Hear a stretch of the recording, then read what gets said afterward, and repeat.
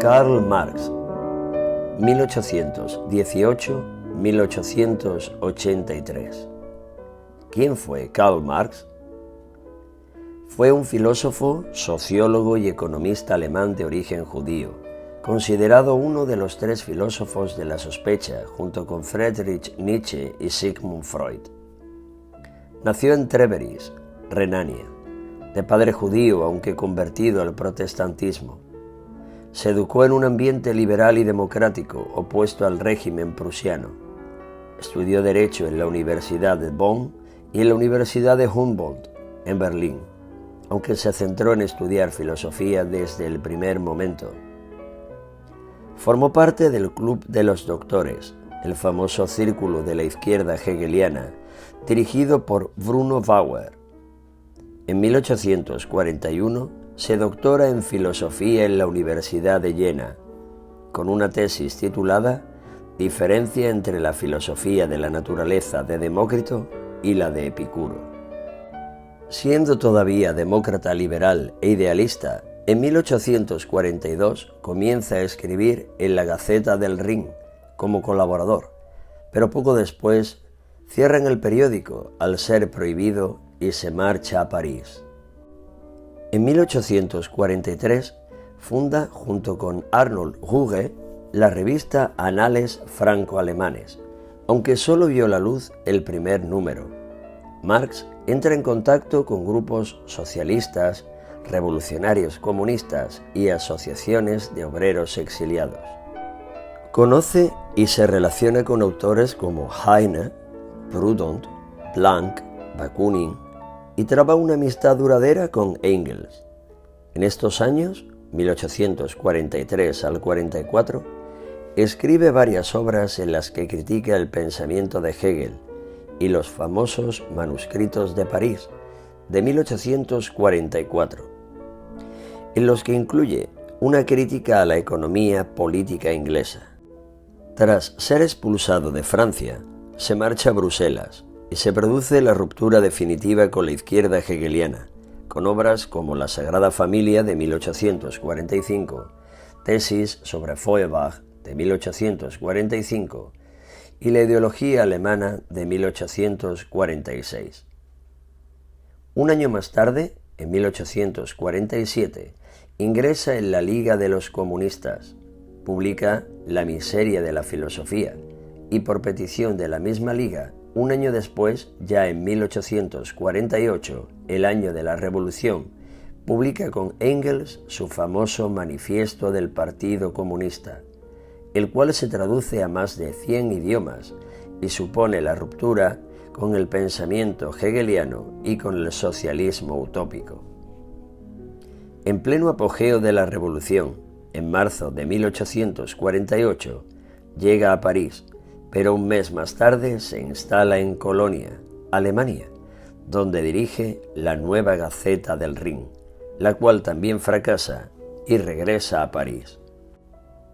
Comprometido de forma incansable con su proyecto, en 1849 se traslada a Londres, su residencia definitiva, salvo viajes puntuales, y se instala en la biblioteca del British Museum, a pesar de la enfermedad y las penurias económicas que padece.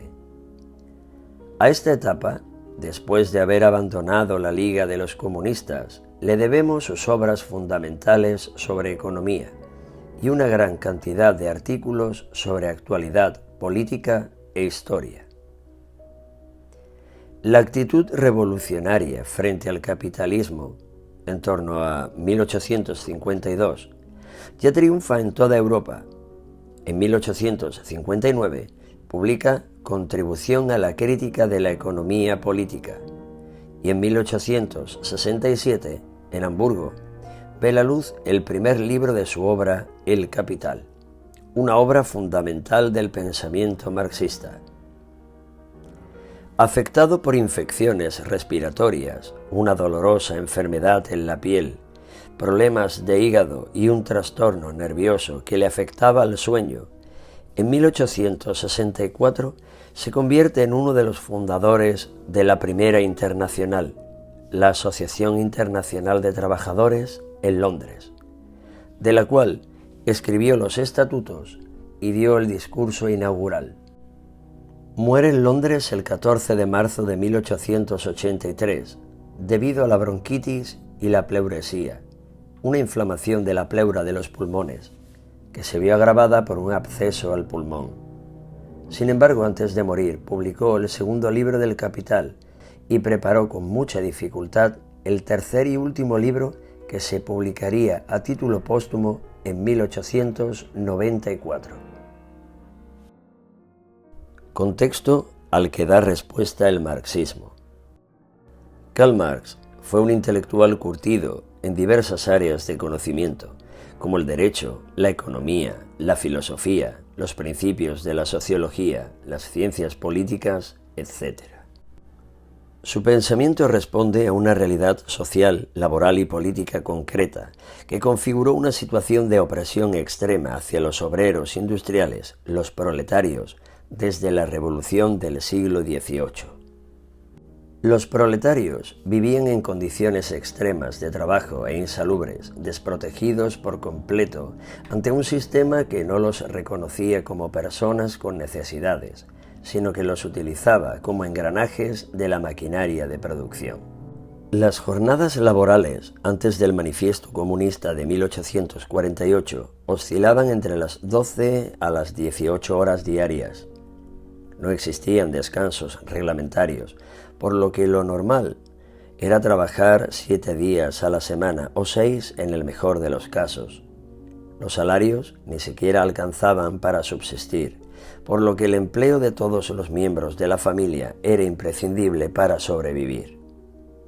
Los empresarios empleaban a niños desde los 5 a los 6 años en fábricas, minas y talleres, por lo que las tasas de accidentes por tareas peligrosas eran muy elevadas, al igual que las enfermedades. De hecho, la tasa de mortalidad infantil superaba el 30%. Las mujeres mal pagadas, aunque eran una parte indispensable del sistema de producción, recibían la mitad o menos del salario que los hombres por el mismo trabajo. Las fábricas carecían de medidas de seguridad, por lo que las quemaduras, las amputaciones o las asfixias eran comunes. Las instalaciones de producción estaban sobrepobladas, mal ventiladas y muy sucias. En las minas, las explosiones y los derrumbes eran frecuentes. Todo ello disparaba las tasas de mortalidad entre los adultos. No existía ningún derecho, ni laboral ni vital, para los proletarios, por lo que negar la importancia y la necesidad del pensamiento marxista es una sinrazón. No había descanso en la jornada, ni días de descanso, mucho menos vacaciones. No existía el derecho a sindicarse ni las huelgas, ya que eran reprimidas brutalmente por el Estado al ser ilegales. No había indemnizaciones por despido, ni siquiera explicación del motivo del cese. La precariedad se extendía hasta los angostos hogares en barrios obreros, en los que una familia entera vivía en una sola habitación. Hacinados, sin agua potable, con drenajes, problemas de ventilación y de higiene, lo cual conducía al desarrollo y la transmisión de enfermedades como la neumonía, el tifus, el cólera o la tuberculosis. En los barrios industriales pobres, la esperanza de vida apenas alcanzaba los 40 años. A eso hay que añadirle la represión y la criminalización del Estado a las protestas, como la infeliz masacre de Peterloo en 1819. Los proletarios tampoco tenían derechos políticos y el Estado protegía los derechos de los burgueses. El trabajo era repetitivo, mecánico y deshumanizante. Los proletarios no controlaban ni el producto ni la cantidad trabajada, lo cual hacía que, junto a la ausencia de vida personal, ésta perdiera todo el sentido. A esta situación Marx le llamará alienación. Influencias recibidas. A continuación, realizaremos un repaso cronológico y ordenado de los principales autores que influyeron en Marx, desde las ideas que directamente dieron lugar a parte de su pensamiento, hasta formas de concebir aspectos de la realidad que le sirvieron de inspiración. 1. Platón, del siglo V al IV a.C. Aunque Marx reconocía una crítica primitiva a la desigualdad, se inspiró en la crítica que Platón hacía a la propiedad privada en su obra La República y su ideal de sociedad justa y organizada en clases funcionales. 2. Maquiavelo, del siglo XVI. De Nicolás Maquiavelo toma su idea del análisis del poder político como un examen independiente de la moral. Marx, en sus obras de corte político, como La cuestión judía o la crítica de la filosofía del derecho de Hegel de 1843, el manifiesto del Partido Comunista de 1848, la Guerra Civil en Francia de 1871 o la crítica al programa de Gotha de 1875, entre otras, analiza la repercusión de las decisiones políticas en el orden social y económico. 3. Thomas Hobbes, del siglo XVII. El filósofo empirista tenía una visión materialista del ser humano y de la sociedad. Marx interpretó críticamente su modelo del contrato social, basado en un gobierno absoluto, aunque valoró el concepto de contrato social como base del orden político. 4. John Locke, siglo XVIII. Locke propuso su teoría de la propiedad privada basada en el trabajo, la cual fue criticada por Marx al entender que la propiedad privada es el principal motivo de la desigualdad, la explotación y la alienación. 5. Rousseau, del siglo XVIII. En las obras Discurso sobre el origen y los fundamentos de la desigualdad entre los hombres, de 1755, y en el Contrato social, de 1762, Rousseau propone su idea de alienación con un enfoque político y social.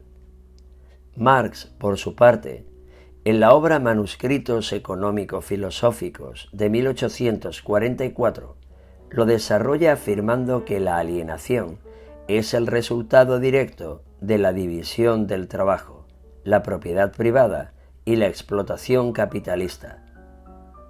Cuanto más produce el obrero, tanto menos tiene para sí. Cuanto más valor crea, más sin valor es él. 6. Adam Smith, del siglo XVIII. Smith fue el padre de la economía clásica y el creador de la teoría del valor trabajo y la mano invisible. Afirmaba que el valor de un bien está determinado por la cantidad de trabajo necesario para producirlo. En su obra La riqueza de las naciones, de 1776, propuso la metáfora de la mano invisible para hacer referencia a la contribución indirecta que hace cada individuo que actúa en su propio interés personal dentro de un mercado libre. Es decir, el resultado colectivo de los esfuerzos individuales en el mercado redunda en beneficio de todos. Marx retoma dichas ideas, pero critica el laissez-faire, dejar de hacer o dejar pasar, es decir, que el Estado intervenga lo menos posible en la economía para que ésta se autorregule. 7. David Ricardo, del siglo XIX. Además de desarrollar la teoría del valor-trabajo, propuso la teoría de la renta y el salario, influenciada al mismo tiempo por Thomas Malthus. Marx toma muchas ideas de David Ricardo y las integra y transforma en su teoría de la plusvalía, que posteriormente explicaremos. 9. Hegel, del siglo XIX. Marx se nutre y transforma el idealismo dialéctico de Hegel, tesis, antítesis y síntesis, y se inspira en su visión histórica como proceso racional.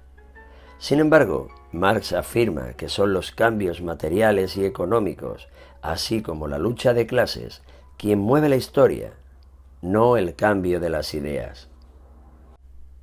9. Feuerbach, del siglo XIX.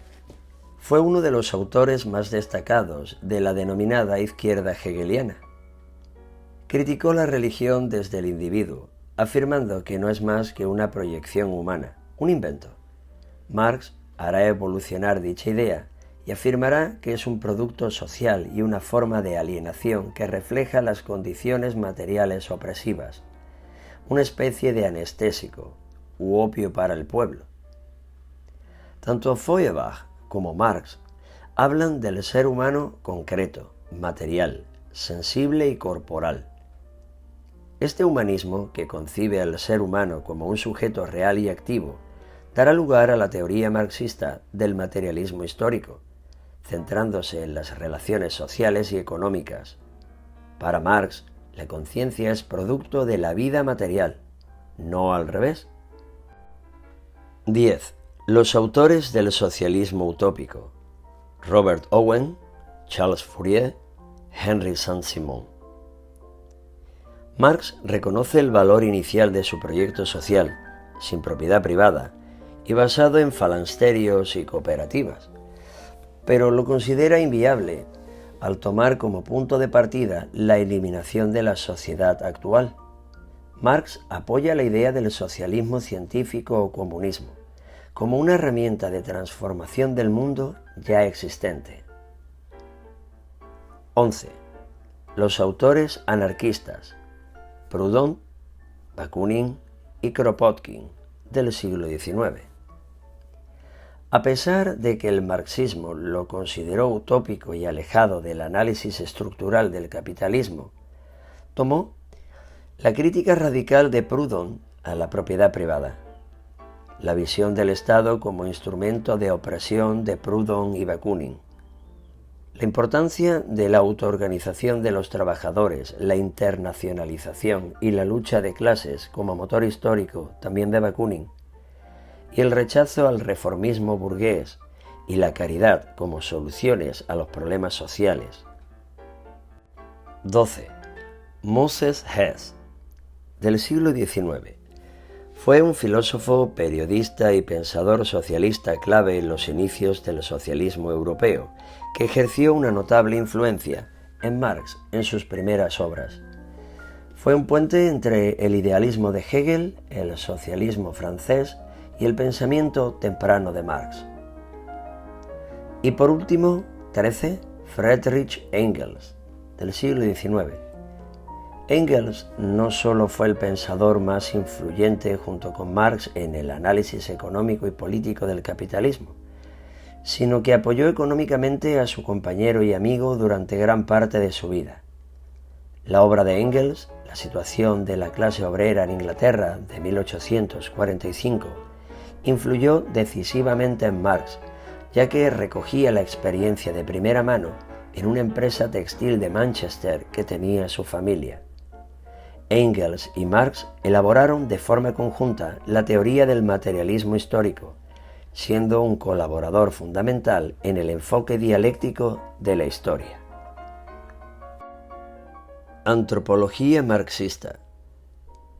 Comenzaremos explicando cómo entendía Karl Marx a las personas, una concepción humanista muy documentada y analizada sobre el terreno en el ámbito social, económico y político. En primer lugar, Marx rechaza la concepción de naturaleza humana fija, universal y ahistórica, que habían propuesto anteriormente pensadores como Hobbes, Rousseau o el mismo Aristóteles. Marx defendió que la naturaleza o la esencia humana está profundamente condicionada por las relaciones sociales, la economía y la historia que vivimos. En su obra Tesis sobre Feuerbach, de 1845, afirmó que la esencia del hombre no es una abstracción inherente al individuo aislado. En su realidad es el conjunto de las relaciones sociales. El trabajo es para Marx una actividad vital que constituye al ser humano, siendo determinante en su vida. ¿Qué eres? Soy médico, carpintero, arquitecto, artista. El trabajo no solo transforma a la persona, sino que transforma la sociedad, la naturaleza y permite la creación de la organización social, cultural y tecnológica. En tercer lugar, hablaba del efecto del capitalismo sobre el trabajo de una persona y sobre ella misma. Marx toma y utiliza el concepto alienación de Hegel y Feuerbach en el contexto social y económico. Explicaba que en un sistema capitalista el trabajador no es dueño del producto de su trabajo, no controla su actividad laboral ya que viene impuesta, y se convierte en un medio para subsistir, dejando de ser una actividad libre y creativa, teniendo todo ello un efecto alienante sobre los trabajadores. ¿Esto qué significa? ¿Qué es la alienación? Consiste en que las personas extrañan su propia esencia, su capacidad creadora, al convertirse en un mero engranaje del sistema de producción que les oprime y los enajena, los aliena. No olvidemos las condiciones en las que vivían los proletarios o trabajadores industriales. Por cierto, la palabra proletario procede de prole, hijos o descendencia, y hacía referencia a la persona que solo tenía a sus hijos como propiedad, hijos que pronto serían integrados en un nuevo y mecanizado sistema de semi-esclavitud. Marx distinguió 4 niveles de alienación, 4 formas en las que la alienación afectaba. 1. La alienación del producto del trabajo, al no pertenecerle. 2. La alienación en el acto de producción, el cual no controla y le era impuesto con vehemencia en condiciones miserables. 3. Alienación de la especie humana, al arrebatarle el sistema capitalista su naturaleza social y relacional. Y 4. La alienación de los otros seres humanos, momento en que los trabajadores dejan de cooperar y comienzan a competir entre ellos, produciéndose la desconfianza y la división. En cuarto lugar, la explicación de por qué su antropología es histórica. Vamos a hablar de la teoría del materialismo histórico, que es una de las ideas centrales de su pensamiento y se basa en la explicación de la historia humana a través de las condiciones materiales de vida.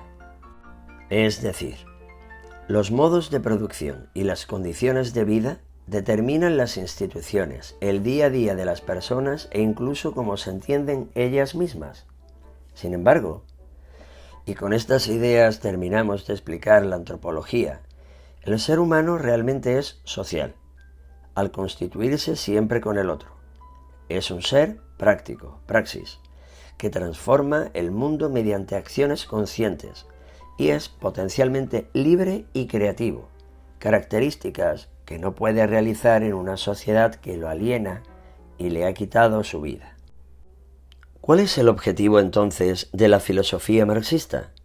Emanciparse, liberarse de las condiciones de opresión del capitalismo, de la emancipación política, como analiza en su obra La cuestión judía de 1843, o la emancipación humana, analizada en varias de sus obras. Humanismo marxista. Hablando con propiedad, la palabra humanismo la utilizamos para describir un sistema de creencias centrado en el principio de que las necesidades de la sensibilidad y de la inteligencia humana pueden satisfacerse sin tener que aceptar la existencia de Dios y la predicación de las religiones. El humanismo crítico considera al ser humano un ser histórico y lo muestra a través de lo que hace con su esfuerzo y su trabajo. Esta definición, extraída del diccionario de la lengua española en nuestro caso, define precisamente la idea de materialismo histórico propuesta por Marx. ¿Qué características tiene el humanismo marxista? Podemos definirlo como un humanismo ético, ateo, materialista, económico, comunitario, revolucionario y científico. Es un humanismo ético al proponer una jerarquía de valores en la que el ser humano ocupa el lugar más importante. Es un humanismo ateo, ya que las personas deben ser los artífices de su historia a través de su trabajo, y esto es incompatible con la afirmación de la existencia de Dios. Marx afirmaba que la religión era el opio del pueblo. Cita de su obra crítica de la filosofía del derecho de Hegel de 1843 al 44. Marx explicaba que la religión consuela al pueblo oprimido, actúa como analgésico y funciona como herramienta para mantener el status quo, distrayendo a las personas con promesas y esperanzas no demostrables para que desistan de cambiar las condiciones que le oprimen. Es un humanismo materialista, ya que el ser humano vive en un mundo físico, un mundo material, y no debe ser un valle de lágrimas o una prueba para alcanzar la felicidad en otro mundo. Es un materialismo económico. Para Marx, el capital es el motor de la historia junto con la lucha de clases. A lo largo de la historia siempre hubo dos grupos socioeconómicos enfrentados: amos y esclavos, señores y siervos, burgueses y proletarios. Es un humanismo comunitario. El socialismo científico o comunismo, propuesto por Marx y Engels, propone eliminar la propiedad privada en los medios de producción, no la propiedad privada en general. Propone que todas las empresas sean propiedad del Estado para que éste pueda repartir equitativamente la riqueza y evitar la polarización económica, muchos con poco y pocos con mucho. Aunque en la práctica gran parte de los estados comunistas se han convertido en dictaduras debido a la corrupción de sus dirigentes y la prostitución de sus ideales, como modelo teórico es interesante. Es un humanismo revolucionario. La unión del proletariado traerá, según Marx, la salvación a la humanidad. Y por último, es un humanismo científico. Es importante remarcar que bajo la propuesta práctica revolucionaria hay un exhaustivo estudio económico, político y social del mundo en el que vivió. Alienación, concepto y tipos. Como ya explicamos antes, la alienación es el proceso de expropiación de la esencia humana, de su trabajo, por parte del capitalismo. El sistema industrial de producción enajena, extraña o expropia a los proletarios la capacidad que les constituye y el producto resultante. Analicemos el concepto detenidamente. 1. Marx habla de la conversión del sujeto a objeto y lo llama cosificación o mercancía. 2. La palabra alienación procede del latín alius, que significa otro, y hace referencia al proceso de salirse de uno mismo y convertirse en otra cosa. 3. El trabajo enajenado rompe la conciencia de pertenencia al género humano y destruye la cooperación, sustituyéndola por individualismo y competición. 4. Marx hablaba de la alienación social y política para referirse a la segregación y al conjunto de representaciones ideológicas que produce la creación de clases socioeconómicas, así como la distinción entre sociedad civil y Estado, cuando todos deberían ser integrados y participados. 5. Defendía que la religión guarda una estrecha relación con una determinada organización económico y social y que nada ayuda a paliar los problemas reales y materiales, ya que la liberación que la religión ofrece no es para este mundo, como podemos ver, por ejemplo, en las bienaventuranzas. De ahí que se produzca una alienación religiosa. Y por último, la alienación filosófica, refiriéndose a la crítica al idealismo hegeliano. Con palabras más sencillas, la filosofía no debe dedicarse a interpretar la realidad, sino a transformarla con la intención de mejorarla. Materialismo histórico. Para comprender adecuadamente las propuestas de Marx, antes debemos abordar el análisis científico-económico que realizó sobre los sistemas de producción, los diversos niveles estructurales y las relaciones resultantes. Lo explicaremos de forma secuencial. Para Marx, naturaleza y pensamiento son independientes. El mundo físico es como es, más allá de las ideas que cada época desarrolle. El ser humano no puede separarse de la naturaleza al formar parte de ella. Lo que concebimos como naturaleza realmente es naturaleza alterada o transformada por el ser humano. El trabajo no solo es la esencia del ser humano, sino también el responsable de la producción social como las ideologías y la organización jurídico-política del Estado. La mentalidad de las culturas y por ende de las personas nace de la producción, la distribución, etc. Marx distinguió entre materia y economía. La materia es el sistema de producción de bienes materiales, mientras que la economía es el conjunto de relaciones de intercambio. Diferenció entre materia bruta y manipulados. La materia bruta procede de la naturaleza, lo que hoy denominaríamos materia prima, mientras que los manipulados son manufacturados por el ser humano. En su obra Contribución a la crítica de la economía política de 1859, Marx formuló de manera definitiva su concepto de materialismo histórico, aclarando que la historia se reduce a la sucesión de diferentes modos de producción: colectivismo primitivo, régimen esclavista, régimen feudal, régimen capitalista. Y dentro del sistema capitalista diferenció varios niveles o categorías de producción, y esto es importante. Lo vamos a explicar desde la base. Marx proponía distinguir en el capitalismo la infraestructura y la superestructura. La infraestructura es el concepto que refiere a las fuerzas de producción, en su época los trabajadores o proletarios, así como las relaciones técnicas y sociales establecidas por y en torno a ellos.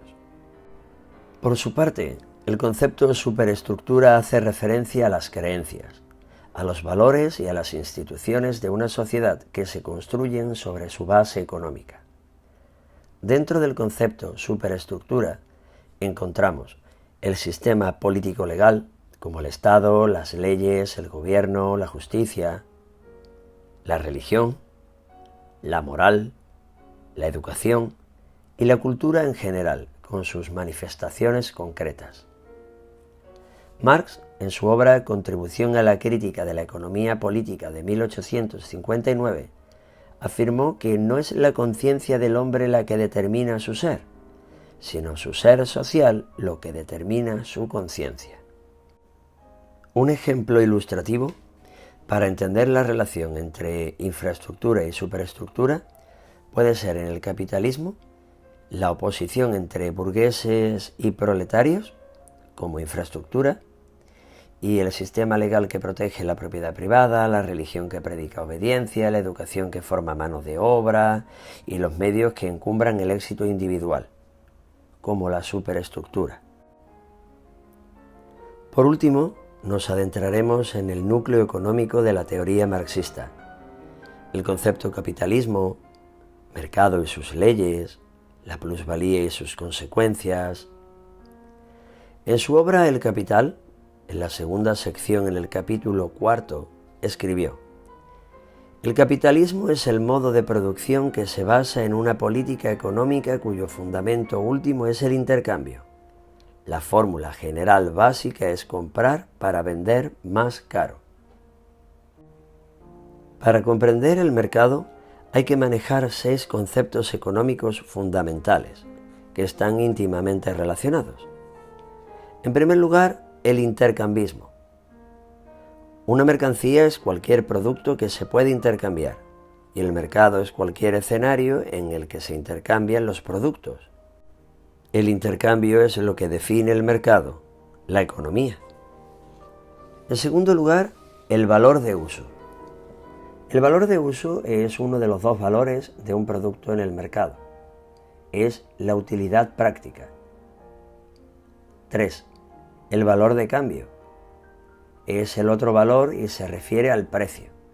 El precio que un producto tiene en el mercado. Las mercancías deben tener valor de uso, servir para algo, para tener valor de cambio, poderle poner un precio. Es decir, nadie pagaría por algo que no sirve para absolutamente nada.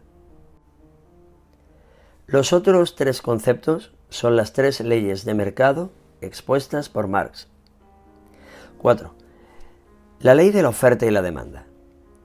Inspirándose en la metáfora de la mano invisible de Adam Smith, Marx explicaba que el precio o valor de cambio de una mercancía se autorregula atendiendo a la abundancia y a la demanda existente.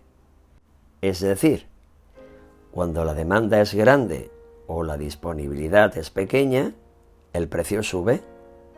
En cambio, si la demanda es baja y la disponibilidad alta, el precio baja. 5. La ley del valor. En última instancia, el valor en sí de una mercancía no solo está determinado por la ley de la oferta y la demanda, sino por la cantidad de trabajo humano incorporado a ella. Y 6. Uno de los conceptos más importantes en el pensamiento marxista, la plusvalía. La plusvalía se origina cuando el valor del salario es menor que el valor del trabajo desarrollado. Dicho con otras palabras, la plusvalía es la ganancia del burgués o del capitalista y se consigue prolongando la jornada de trabajo más allá del punto en el que el trabajador se limite a producir el equivalente de su fuerza de trabajo. Es decir, es la ganancia que tiene el burgués cuando la producción del trabajador supera lo que el trabajador cobra por su trabajo. A esta práctica Marx la denomina plusvalía absoluta, cuando el trabajador produce más de lo que se le paga. Un segundo tipo es la plusvalía relativa, y es la ganancia obtenida al conseguir reducir el tiempo de producción y además contratar mano de obra barata. Materialismo dialéctico. La expresión materialismo dialéctico es el nombre que recibe la corriente filosófica fundada por Marx y Engels. Se denomina así por mezclar la idea de materialismo, la realidad es esencialmente material y la conciencia es un producto de la materia, y la dialéctica, entendido como el proceso de cambio y desarrollo de la realidad a través de contradicciones internas y su posterior resolución. Marx toma la idea de dialéctica de Hegel, aunque la voltea, le da la vuelta, y la aplica al análisis social, político y económico. Antes de nada, expliquemos con palabras sencillas en qué consiste la dialéctica. Un proceso dialéctico es un modo de pensar la evolución o el cambio de las ideas, en la que se distinguen tres pasos: tesis, antítesis y síntesis. La tesis es una idea inicial o punto de partida. La antítesis es la idea opuesta a la anterior, ya que contradice la tesis. Y la síntesis es una nueva idea que surge de la resolución del conflicto entre la tesis y la antítesis. Es decir, la síntesis toma parte de ambas, pero las sintetiza, las convierte en algo nuevo. A continuación, analizaremos en paralelo las similitudes y diferencias entre la dialéctica hegeliana y la marxista. 1. Hegel toma como fundamento el idealismo filosófico. Marx, el materialismo histórico, como ya hemos explicado antes. 2. Hegel considera la conciencia y las ideas el centro de su dialéctica. Marx, las condiciones económicas y materiales. 3. Hegel parte de lo abstracto a lo concreto, mientras que Marx parte de las condiciones materiales, que es lo concreto, a la conciencia, que es lo abstracto. 4. Hegel utiliza las contradicciones internas del pensamiento como motor de cambio y síntesis. Marx usa las contradicciones sociales y económicas. 5. Para Hegel, el objetivo es alcanzar el autoconocimiento y la realización del espíritu absoluto. En cambio, para Marx, el objetivo es alcanzar una sociedad sin clases, sin propiedad privada en los medios de producción. 6. Para Hegel, la realidad es una manifestación del pensamiento, mientras que para Marx, el pensamiento es un reflejo de la realidad material. Y 7. Hegel toma como tesis la idea del ser, como antítesis la nada, y llegaba a la idea del devenir como síntesis. Marx, por su parte, propone la burguesía como tesis, el proletariado como antítesis y la sociedad comunista como síntesis. Pues bien, después de haberlo explicado todo, entraremos en detalle en la propuesta de Marx. Vamos a hacerlo a través de una cadena de ideas. Así podremos entender el pensamiento marxista realmente, no sus ideas por separado. ¿Cuál es el problema real? El problema real era la situación de los proletarios, opresión y condiciones de semi-esclavitud industrial, total carencia de los derechos, polarización económica entre burgueses y proletarios y la alienación, la enajenación o expropiación del sentido de la vida. ¿Qué análisis plantea Marx? Marx analiza las condiciones sociales, políticas y económicas que dieron lugar a dicha situación.